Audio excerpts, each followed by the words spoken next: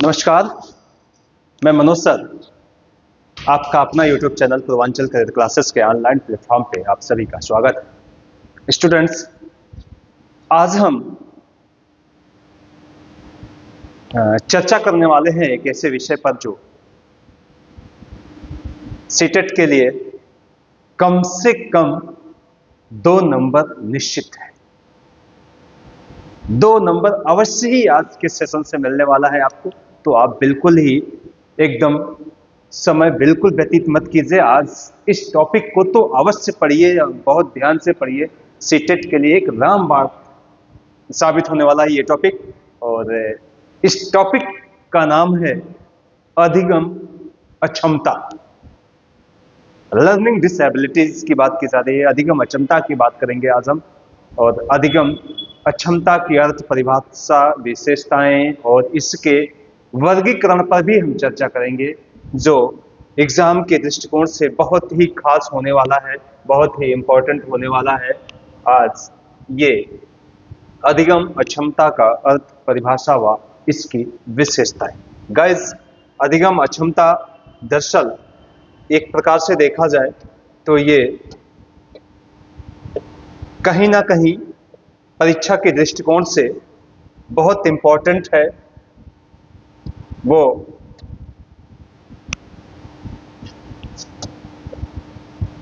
इसलिए इंपॉर्टेंट है, इसलिए महत्वपूर्ण है कि हर बार आप प्रैक्टिस सेट उठा के देख लीजिए, पूर्व की परीक्षाओं के पेपर उठा के देख लीजिए, तो हर हाल में हर वर्ष 1 से 2 प्रश्न अवश्य ही इस टॉपिक से मिल जाता है। अधिगम अक्षमता का अर्थ व परिभाषा, इसकी हम बात करेंगे आज। अधिगम अक्षमता का अर्थ व परिभाषा देखिए। अधिगम अक्षमता दरअसल अगर हम थोड़ा सा इसके परिचय की बात कर लें तो आज शिक्षा के सार्वभौमिकरण के प्रयास के तहत विशिष्ट शिक्षा के संप्रत्यय पर विशेष बल दिया गया है, लेकिन लोगों में अभी भी जागरूकता का अभाव है बहुत सी कि ये अधिगम या विशिष्ट शिक्षा कितने प्रकार की है, इसकी अभी जानकारी लोगों को नहीं है। इस संदर्भ में ये कहा जा सकता है कि जो अधिगम अक्षमता है वह एक प्रकार से सीखने में किसी न किसी प्रकार की अक्षमता को धारण करता है। ठीक, अधिगम अक्षमता। और अधिगम अक्षमता को जानने से पहले हम थोड़ा सा इसके उद्देश्य पर चर्चा कर लेते हैं। इस इकाई के अध्ययन के पश्चात आपको अधिगम अक्षमता की परिभाषा, प्रकृति, विशेषता की हम व्याख्या करेंगे। अधिगम यानी हम व्याख्या किसके करेंगे? अधिगम अक्षमता की परिभाषा बताएंगे, प्रकृति बताएंगे, विशेषता बताएंगे। इसके अलावा अधिगम अक्षमता के विभिन्न प्रकारों का हम वर्णन करेंगे और विकलांगताओं एवं अधिगम अक्षमताओं में अंतर कैसे कर सकते हैं, हम आज इस पर भी चर्चा करेंगे। तो चलिए हम चलते हैं अपने इस टॉपिक पर। हमारा टॉपिक है अधिगम अक्षमता। अधिगम अक्षमता यानी एक प्रकार से लर्निंग डिसेबिलिटी की बात की जा रही है। ये अधिगम अक्षमता है, यानी अधिगम अक्षमता एक प्रकार से देखा जाए तो सीखने में, अधिगम करने में जो कठिनाई होती है, जो समस्याएं होती हैं, प्रायः उसी को हम अधिगम अक्षमता के रूप में मानते हैं। अधिगम अक्षमता पद, 2 अलग अलग पदों अधिगम तथा अक्षमता, यानी ये अधिगम तथा अक्षमता से मिलकर बना है। अधिगम शब्द का अर्थ है सीखने से है, तथा अक्षमता शब्द का अर्थ है अनुपस्थिति से है, यानी अयोग्यता से है, निर्योग्यता से है, अनुपस्थिति से। ठीक, अर्थात सामान्य भाषा में अगर कहा जाए तो अधिगम अक्षमता का तात्पर्य सीखने की क्षमता में अथवा योग्यता में कमी या अनुपस्थिति, यानी सीखने की क्षमता या योग्यता में जो कमी होती है वही अधिगम अक्षमता कहलाती है। ठीक, बच्चे की सीखने की प्रक्रिया को जो प्रभावित करने वाले कारक का आकलन करना चाहिए, ये जानना चाहिए कि कौन से ऐसे फैक्टर हैं, कौन से ऐसे कारक हैं जो बालक के अधिगम अक्षमता में कहीं ना कहीं प्रभावकारी सिद्ध होते हैं। ठीक, प्रभावी अधिगम के लिए मजबूत अभी की कुछ प्रथाएं व रणनीतियां आवश्यक हैं। ठीक है, हम इनको जानते हैं। अधिगम अक्षमता पद का सर्वप्रथम प्रयोग 1963 में शैमुअल किर्क ने किया था। भाई ये आपके लिए एक इम्पोर्टेंट है कि जो अधिगम अक्षमता शब्द है, यानी ये अधिगम अक्षमता शब्द सर्वप्रथम किसने प्रयोग किया था? तो शैमुअल किर्क ने सर्वप्रथम इसका प्रयोग 1963 में किया था। कब किया था? 1963 में इस शब्द का प्रयोग किया था। किसने किया था? शैमुअल किर्क ने किया था। यानी शैमुअल किर्क ने सबसे पहले अधिगम अक्षमता शब्द का प्रयोग किया था। ठीक। अब देखिए, इनके अनुसार अधिगम अक्षमता को वाक, भाषा, पठन, लेखन तथा अंक गणितीय प्रक्रियाओं में से किसी एक या अधिक प्रक्रियाओं में मंदता, विकृति या किसी भी प्रकार की कमी हो सकती है। ठीक।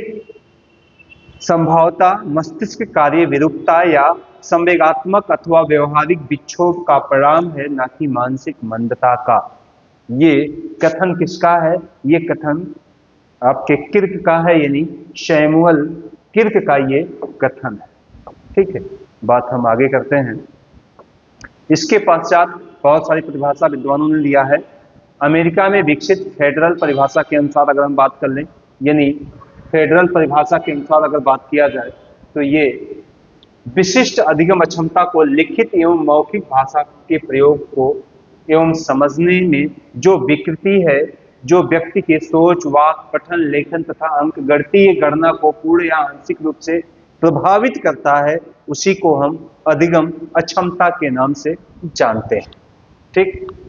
1994 में अमेरिका में अधिगम अक्षमता को राष्ट्रीय संयुक्त समिति यानी the national joint committee on learning disability ने अधिगम अक्षमता को एक सामान्य पद के रूप में माना है। यानी अगर हम बात करें, ये जो अधिगम अक्षमता है, इसको अमेरिका में the national joint committee on learning disabilities ने अधिगम अक्षमता को एक सामान्य पद के रूप में माना है, जो मानव में अनुमानता केंद्रित तंत्रिका तंत्र के सुचारू रूप से कार्य न करने की वजह से होता है। यानी व्यक्ति के अंदर जो तंत्रिका तंत्र है, यानी केंद्रीय तंत्रिका तंत्र है, उसका सुचारू रूप से काम ना कर पाना प्रायः जो है वह अधिगम अक्षमता के रूप में देखा जाता है, या उसको हम अधिगम अक्षमता के रूप में मानते हैं। ठीक। यानी अब अगर हम ऐतिहासिक परिदृश्य पे थोड़ा सा नजर डालें, तो हम देखते हैं अधिगम अक्षमता इस पद ने अपना वर्तमान स्वरूप ग्रहण करने के लिए एक लंबा संघर्ष किया है। शैमुअल किर्क ने प्रायः ये शब्द लाया था। ठीक। यह पद आज सार्वभौम एवं सर्वमान्य है, जिसके पूर्व विद्वानों ने अपने अपने कार्यक्षेत्र के आधार पर क्षतिग्रस्तता, विकलांगता आदि जैसे शब्द का प्रयोग किया है। ठीक। अब देखिए, ठीक है, इसका एक काल के रूप में देखा है कि अधिगम अक्षमता के जो काल का निर्धारण किया गया है, उसमें प्रारंभिक काल है, रूपांतरण काल है, स्थापन काल है, इसकी बात की जा रही है। ठीक। अब देखिए, अधिगम अक्षमता की हम प्रकृति और विशेषताओं पर एक नजर डालते हैं। अधिगम अक्षमता की प्रकृति व विशेषता क्या है? ठीक। प्रकृति व विशेषता की अगर बात किया जाए, तो यह अधिगम संबंधी कठिनाई श्रवण, दृष्टि, स्वास्थ्य, वाक एवं संवेग आदि से संबंधित अस्थायी समस्याएं जुड़ी होती हैं, और समस्या का समाधान होते ही व्यक्ति स्वस्थ हो जाता है। यानी यदि किसी प्रकार की कोई समस्या होती है और समस्या का समाधान होते ही वह अधिगम संबंधित कठिनाई को समाप्त कर देता है। ठीक। थोड़ा सा छोटा कर लें इसको। ये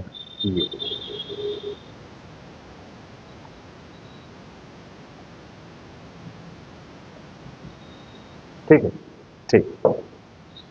देखिए, तो आप इसकी प्रकृति की अगर हम बात करें, तो प्रकृति के रूप में देखा जाए अधिगम अक्षमता को कानूनी मान्यता प्राप्त नहीं है। पहली बात तो ये आप इसको कंफर्म रहिए कि कोई कानूनी मान्यता प्राप्त नहीं है कि ये व्यक्ति अधिगम अक्षम व्यक्ति है। जनगणना एवं अधिगम अक्षमता का आधार नहीं बनाया जाता, इसलिए मौजूदा स्थिति में देखा जाए तो ठीक ठाक आंकड़ा प्रदान करना तो अति मुश्किल है, लेकिन अनुमान यह कहा जा सकता है कि देश में इस प्रकार के बालकों की संख्या अधिक हो सकती है जो अधिगम अक्षम के रूप में देखे जा सकते हैं। ठीक है, अब देखिए अंतर्राष्ट्रीय सम्मेलन वर्ष 2012 में हुआ था। इसमें विशेषज्ञों ने कहा कि भारत में लगभग 10% बालक अधिगम अक्षम बालक के रूप में पाए जाते हैं। ठीक है, तो कितने प्रतिशत बालक पाए जाते हैं? 10% बालक जो होते हैं वो अधिगम अक्षम बालक के रूप में देखे जाते हैं। ठीक, इसके प्रकृति के संबंध में अगर बात किया जाए तो अधिगम अक्षमता, देखिए ये इसकी प्रकृति है। अधिगम अक्षमता आंतरिक होती है। पहली बात इसकी विशेषता और प्रकृति की अगर हम बात कर रहे हैं, अक्षम बालक की प्रकृति कैसी होती है, नेचर कैसा होता है, तो इसमें सबसे पहली बात कि अधिगम अक्षमता आंतरिक होता है। दूसरा, यह अस्थायी स्वरूप होता है, अर्थात व्यक्ति विशेष में आजीवन विद्यमान रहता है। तीसरा, यह कोई एक विकृति नहीं बल्कि विकृतियों का एक विषम समूह होता है। चौथा, इस समस्या से ग्रसित व्यक्तियों में कई प्रकार के व्यवहार व विशेषताएं पाई जाती हैं। पांचवा, कि यह समस्या केंद्रीय तंत्रिका तंत्र की कार्य विरूपता से संबंधित है, अतः एक जैविकी समस्या है। छठा, यह अन्य प्रकार की विकृतियों के साथ हो सकता है जैसे अधिगम अक्षमता और संवेगात्मक विक्षोभ, तथा यह श्रवण, सोच, वाक, पठन, लेखन, अंकगणित गणना में शामिल मनोवैज्ञानिक प्रक्रिया के उत्पन्न होता है। ठीक है, तो ये इसकी एक प्रकृति है। एग्जाम वगैरह में अक्सर ही अधिगम अक्षम बालकों की प्रकृति पूछ लेता है, तो सीधी सी बात है, अधिगम अक्षमता आंतरिक होती है या इसका स्थायी स्वरूप होता है, अर्थात व्यक्ति विशेष में आजीवन यह विद्यमान रहता है, या कोई एक विकृति नहीं बल्कि विकृतियों का एक विषम समूह होता है। इस समस्या में से ग्रसित व्यक्तियों में कई प्रकार के व्यवहार व विशेषताएं पाई जाती हैं। चूंकि यह समस्या केंद्रीय तंत्रिका तंत्र की कार्य विरूपता से संबंधित है, इसलिए यह एक जैविकी समस्या है। ठीक है, तो ये तो इसकी प्रकृति के आधार पर हमने देखा। फिर अधिगम अक्षम बालक की हम बात कर लें। अधिगम अक्षम बालक सामान्य और सामान्य से थोड़ा सा ज्यादा सोचने एवं तर्क करने की योग्यता रखता है। औसत विद्यालय उपलब्धि से ये निम्न का इनका प्रदर्शन होता है। दूसरा, उपलब्धि और योग्यताओं के बीच में सार्थक अंतर का प्रदर्शन होता है। और चौथा है, ये निष्पादन संबंधी कठिनाई से युक्त होते हैं। ठीक, यानी अधिगम अक्षम बालक कौन होते हैं, या एग्जाम में मिल जाए अधिगम अक्षम बालक होते हैं, सीधे से आ जाए ये होते हैं। अब कौन कौन से बालक होते हैं यहां बताना है आपको। तो सामान्य और सामान्य से थोड़ा सा ज्यादा सोचने एवं तर्क करने की योग्यता वाले, तो बिल्कुल सही है। औसत विद्यालय उपलब्धि से निम्न प्रदर्शन है, ये भी बिल्कुल सही है। उपलब्धि और योग्यताओं के बीच में सार्थक अंतर है, तो ये भी सही है। और निष्पादन संबंधी कठिनाई से युक्त होते हैं, ये भी सही है। यानी यहाँ क्या उत्तर आएगा? यहाँ उत्तर आएगा उपरोक्त सभी। ठीक है, उपरोक्त सभी। देखिए आगे हम चलते हैं, आगे हम बात कर लें अधिगम क्षमता के लक्षण विशेषताओं को समझते हैं। ठीक है, कुछ लक्षण इनमें प्रदर्शित होते हैं, हम इन लक्षणों की बात कर लें। हम लक्षण की बात कर लें, अधिगम अक्षम बालकों के लक्षण क्या। ठीक है, तो बिना सोचे विचारे कार्य को करना, ये इनका एक पहला लक्षण है। अधिगम अक्षम बालकों का पहला लक्षण है कि बिना सोचे समझे, बिना सोचे विचारे ही वो काम को करने लगते हैं। दूसरा लक्षण क्या है? उपयुक्त आचरण ना कर पाना। यानी अगर देखा जाए तो इनमें इस तरह की एक समस्या होती है कि ये उपयुक्त आचरण नहीं कर पाते, जिस तरह के आचरण की हमें उम्मीद होती है इस तरह के आचरण करने में असमर्थ होते हैं। यानी उपयुक्त आचरण की अक्षमता प्रायः इनमें देखने को मिलती है।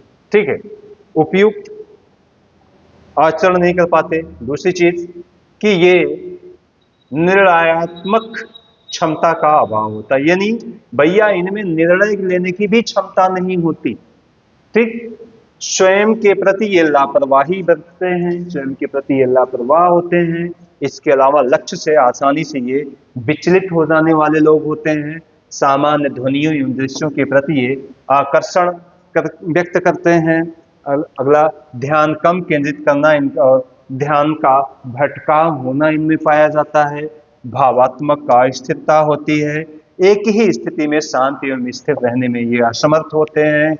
स्वगति के प्रति ये लापरवाही बरतते हैं, सामान्य से ज्यादा सक्रियता रखते हैं, गामक क्रियाओं में बाधा उत्पन्न होती है, कार्य करने में ये मंद होते हैं। तो इस तरह से इनके कुछ ऐसे लक्षण हैं जिनके आधार पर हम आसानी से ये पहचान सकते हैं या इस तरह से जान सकते हैं कि ऐसे बच्चे कौन होते हैं।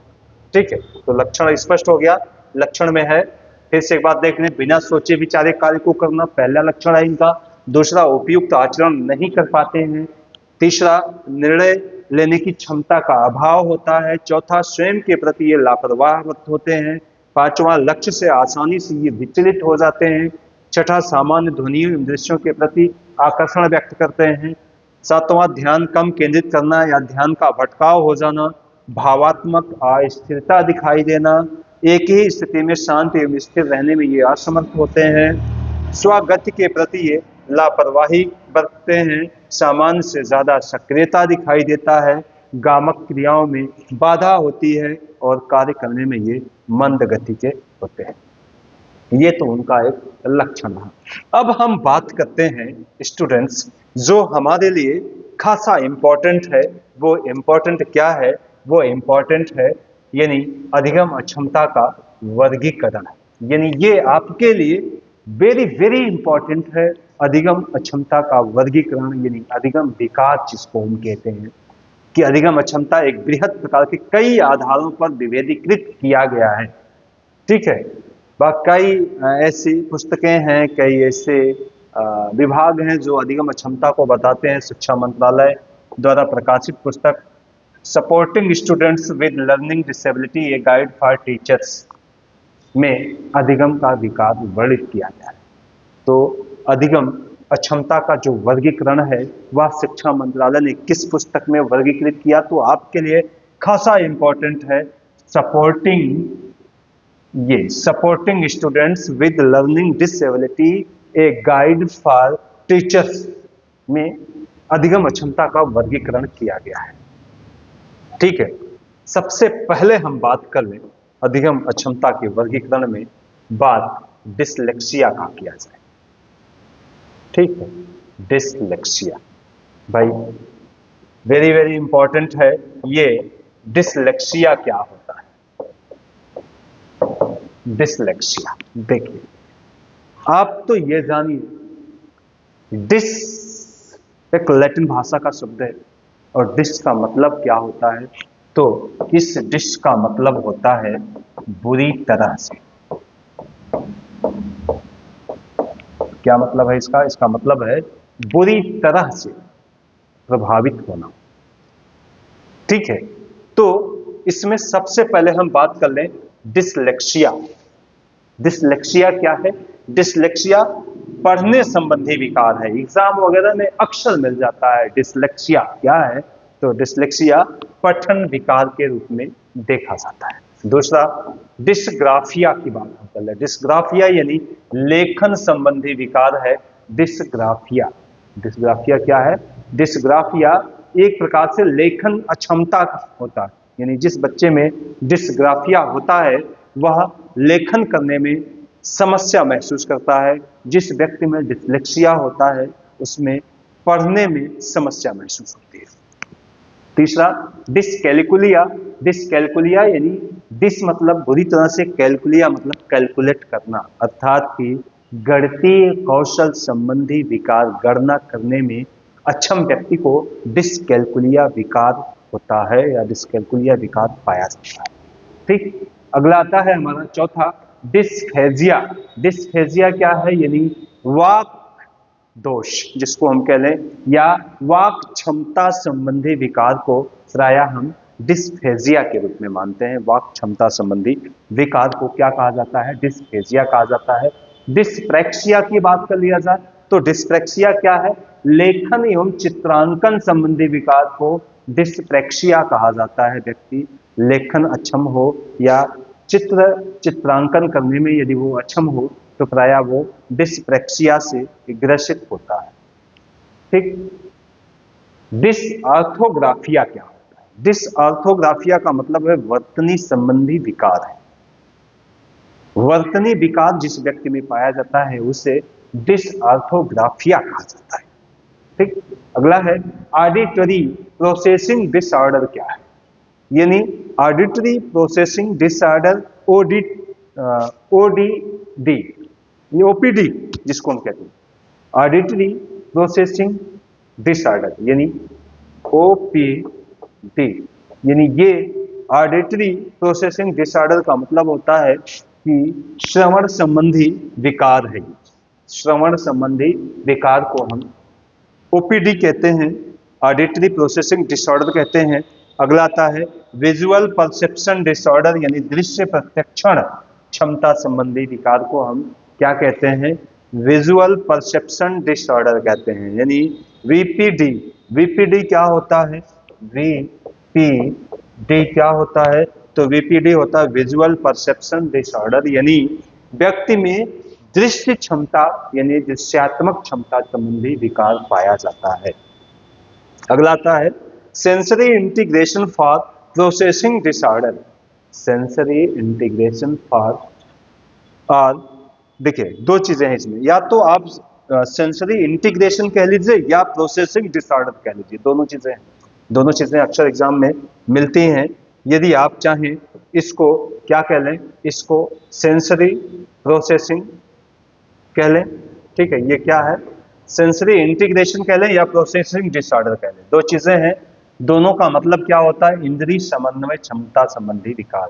इंद्रिय समन्वय क्षमता संबंधी विकार को हम क्या कहते हैं? तो इसको हम कहते हैं एक प्रकार से सेंसरी इंटीग्रेशन कहते हैं या प्रोसेसिंग डिसऑर्डर कहते हैं। ठीक। इसका मतलब है कि व्यक्ति इंद्रिय समन्वय, अपनी इंद्रियों को वह समन्वित नहीं कर पाता, अपनी इंद्रियों को वह एकाग्रचित नहीं कर पाता, उस व्यक्ति में क्या है? सेंसरी इंटीग्रेशन है या प्रोसेसिंग डिसऑर्डर के रूप में देखा जाता है। ठीक। अगला आता है organisational learning disorder. Organisational learning disorder का मतलब होता है ओएलडी, यानी संगठनात्मक पठन संबंधी विकार है ये। यानी संगठनात्मक पठन संबंधी विकार का मतलब होता है कि पढ़ने में जो बहुत बड़े बड़े शब्द आते हैं, पढ़ने में जो बहुत लंबे लंबे वाक्य होते हैं, उनको पढ़ने में जब समस्या होती है तो वह ऑर्गेनाइजेशनल लर्निंग डिसऑर्डर कहलाता है, यानी संगठनात्मक पठन संबंधी विकार के रूप में देखा जाता है। ठीक। तो ये आपका एक प्रकार से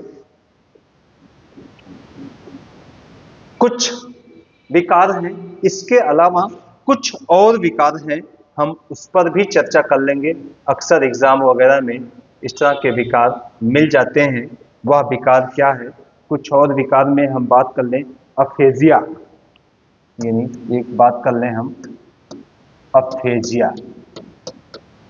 ठीक है, अफेजिया एक विकार है, और अफेजिया विकार यानी किससे ये होता है? इसका मतलब है कि व्यक्ति भाषा संप्रेषण संबंधी विकार से ग्रसित है। भाषा संप्रेषण संबंधी विकार। ठीक है, भाषा संप्रेषण संबंधी विकार को हम क्या कहते हैं? अफेजिया के रूप में जानते हैं। अगला है डिसमॉर्फिया। भाई एक बहुत ही इंपॉर्टेंट ये भी है, डिसमॉर्फिया।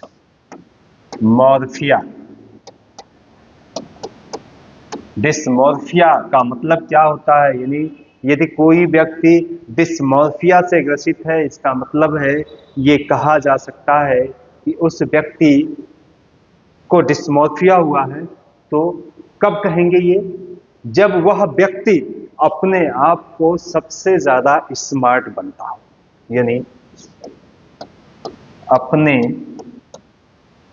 आप को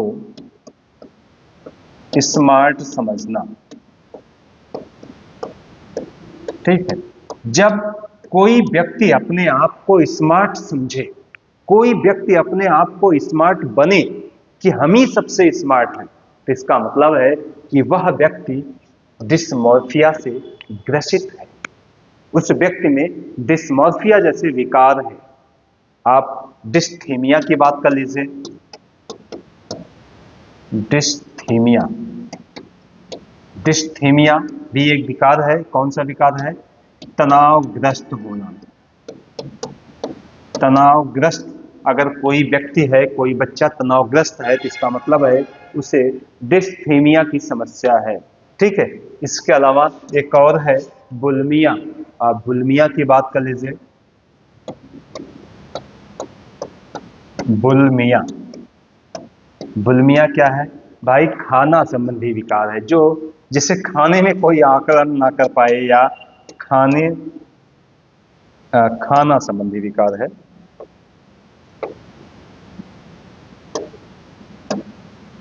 ठीक है, खाना संबंधी विकार। ठीक, यानी जो बहुत ज्यादा खाना खाता हो, उसे खाना खाने में कभी संतुष्टि ही ना मिलती हो, कितना ज्यादा और रख दीजिए और रख दीजिए। इसका मतलब है कि वह व्यक्ति कहीं ना कहीं बुलिमिया का शिकार है। ठीक, और लास्ट है एग्रोफोबिया। भैया एक ज्यादा शब्द मिलता है आजकल, एग्रोफोबिया। ठीक है, एग्रोफोबिया क्या है? यानी भीड़ भाड़ वाले जगह से डरना। ठीक, वह क्या है? एग्रोफोबिया है। कंफर्म? देखिए, बात अफेजिया की जा रही है। अफेजिया का मतलब है कि व्यक्ति में भाषा संप्रेषण संबंधी विकार है, भाषा संप्रेषण नहीं कर पाता है, इसका मतलब है उसे अफेजिया हुआ है। ठीक, डिसमॉर्फिया की बात कर रहे हैं, यानी व्यक्ति अपने आप को सबसे स्मार्ट समझे, हर मायने में, कि हमसे ज्यादा स्मार्ट कोई नहीं है, तो इसका मतलब है उस व्यक्ति को डिसमॉर्फिया हुआ है। बात डिस्थीमिया का कर लीजिए। डिस्थीमिया का मतलब तनावग्रस्त होना। अगर कोई बच्चा, बालक तनावग्रस्त रहता है, हमेशा स्ट्रेस में रहता है, तो इसका मतलब है उस व्यक्ति में क्या हुआ है? डिस्थीमिया का विकार है। बात बुलिमिया की कह लीजिए। बुलिमिया, खाने में संतुष्टि ना मिलना, कितना ज्यादा खा लें हम, कितना ज्यादा हमारी थाली में परोस दिया जाए, और रख दीजिए और रख दीजिए, इसका मतलब है कि व्यक्ति बुलिमिया से ग्रसित है। और एग्रोफोबिया, एग्रोफोबिया का मतलब होता है कि बच्चा, बालक, व्यक्ति भीड़ भाड़ वाली जगहों से डरता हो, इसका मतलब है उस व्यक्ति में एग्रोफोबिया हुआ है। ठीक, तो ये कुछ विकार रहे, अधिगम विकार रहे, जिसकी वजह से व्यक्ति तमाम प्रकार की अधिगम अक्षमताओं से ग्रसित हो जाता है। इस विकार को जानना आपके लिए बहुत ही आवश्यक है। तो आज इसी विकार तक, फिर हम मिलेंगे एक नेक्स्ट वीडियो के साथ। तब तक के लिए धन्यवाद।